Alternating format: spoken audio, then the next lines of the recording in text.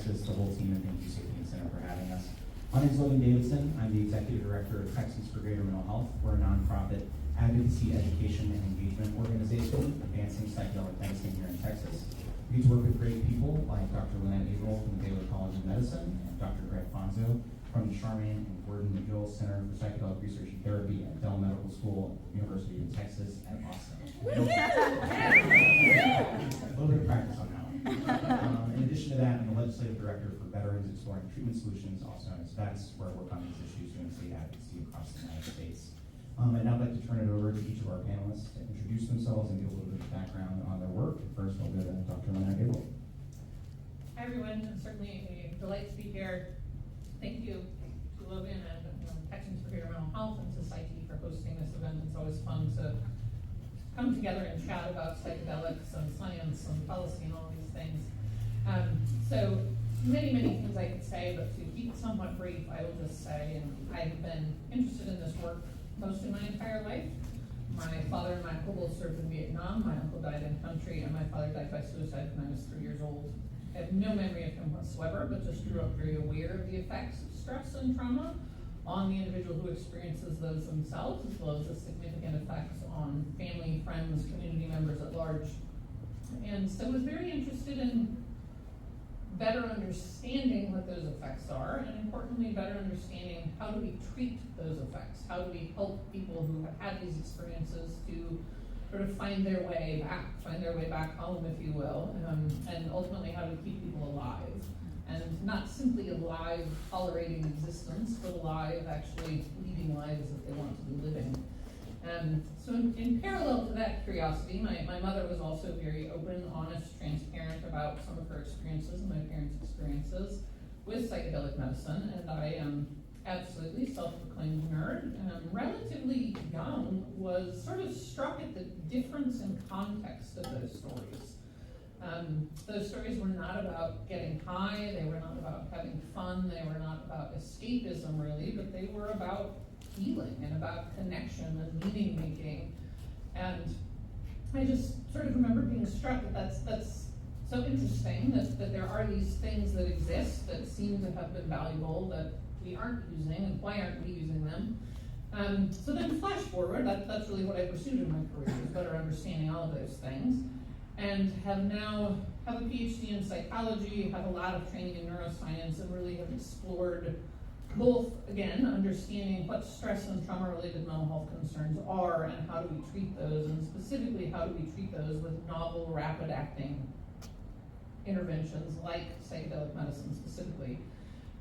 So currently am a professor at Baylor College of Medicine, and recently became the director of research at Menninger Clinic in Houston, and then have the opportunity to get involved in legislation in 2021, where I first met Logan, which really sort of started an entirely new trajectory for me, which I have been so excited to be part of, and that is advocacy and policy. So co-founded a 501c3, Reason for Hope, where we do a lot of mental health and suicide prevention work, but specifically focused on psychedelic medicine. And then similarly co-founded the Veterans Mental Health Leadership Coalition, which I am an advisor for, but I'm not a veteran myself. So many other things I could say, and I will just note, as part of the advocacy policy work, I have the great privilege of leading House Bill 1802, which is the Texas bill that was landmarked for a number of reasons, which I'll say more about, but is a psilocybin trial for veterans with PTSD. So excited to chat more. Thank you, Lynnette. Craig, tell us about yourself. Thank you. Hi, my name is Greg Fonzo. I think Logan gave the full title, so I won't recapitulate that for you. So how did I get here on the stage? So I think it's been a roundabout journey, but it started with an interest in psychedelics, and that began back in college. I won't go into details, but became very interested in the potential for these compounds to have such a powerful effect on consciousness. And in particular, reading a lot of the work done in the 60s, work by Timothy Leary, Richard Alpert, Stanislav Grof, and really learning about some of the therapeutic properties that they had determined at that point in time may be very helpful for people suffering from various mental health conditions. And then interestingly, there is this long pause, right? It's like 30 years where nothing really happened in the field. And so that struck me as like, well, this is unfortunate, right? We need to do something in order to be able to move this forward. So fast forward several years, that was probably early 2000s. At that point, there wasn't really any psychedelic research going on. I pursued training in clinical psychology, went to San Diego, got my PhD at the UCSD, SDSU joint doctoral program, developed a lot of research looking at brain imaging and understanding some of the neural mechanisms involved in post-traumatic stress disorder, depression, and came here to UT actually to start my faculty position as assist professor, get my bright-eyed and bushy-tailed, kind of ready to take on the world. And at that point, really kind of sort of outed myself as being interested in psychedelic research to my department chair and several other folks that I was working with. And actually that was, was a little bit scary in a sense, because at that point I was still kind of going out on a limb in this area. But it actually really paid off dividends, because eventually what happened is that process led to me being connected with Gabby Blair, who does our development at UT, who's just done a phenomenal job in terms of running the center. She's fantastic, and I get to work with some amazing people. Charlie Nemeroff, who's not here tonight, but is my department chair, who's very supportive of this line of research. And that eventually led to us being able to launch a Center for Psychedelic Research and Therapy, which is the first such center in Texas, and I think the first in any public institution. So that was super exciting. That happened at the very end of 2021. Fast forward, we now have been fortunate enough to benefit from the Kane Foundation and their financial support. Have renamed the center now to the Charmaine and Gordon McGill Center for Psychedelic Research and Therapy. And our goal really, as Lynnette mentioned, is we want to push forward science in this area, and we want to help people get better. That's the whole goal of this. It's not about drugs per se. It's not about getting high. It's not about even psychedelics per se. It's about treating people and helping people get to a state of mental health and happiness, preventing mental illness and alleviating mental illness. And so that's really why we're here.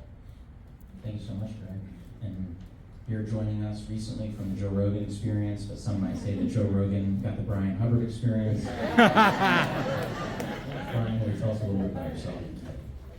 First of all, thank you and Texans for Better Mental Health for inviting me to be here, the Psychedelic Society of Texas for allowing me to be on this stage, and most importantly, all of you. The one irreplaceable asset in life is time, and this is a packed room full of a lot of conscientious, sincerely motivated individuals who have devoted their time to be here and listen to us. So thank you very much. I'm Bryan Hubbard. I grew up in Russell County, Virginia, which is one of Virginia's 5 coal mining counties. I'm the proud grandson of 2 grade school educated coal miners, one of whom had a full set of fingers, but they had minds full of tremendous wisdom. I grew up in a community where there were a few select somebodies and a whole lot of nobodies. And I was among the nobodies along with my family. We were taught to keep our heads down, our nose clean, and then to go out and live somewhere else, where there could be a fair chance of having a decent life based on merit and individual ability, instead of who you know and who you might be kin to. Because I wasn't very much good at math and science, but I could talk and write a little, I ended up going to law school. And I took on my very idealized notions of American civics and history that had been taught to me by some beautiful ladies who either had come of teaching age during World War II or had been trained by ladies from that vintage greatest generation. And every dewy-eyed notion that I had about law's purpose as being the defense of truth, justice, and the American way was steadily and systematically crushed and destroyed before my very eyes by the end of my first semester in law school. Because I was saddled with a tremendous amount of debt that could only be paid off in what became an involuntary march toward a 16-year accidental legal career. I came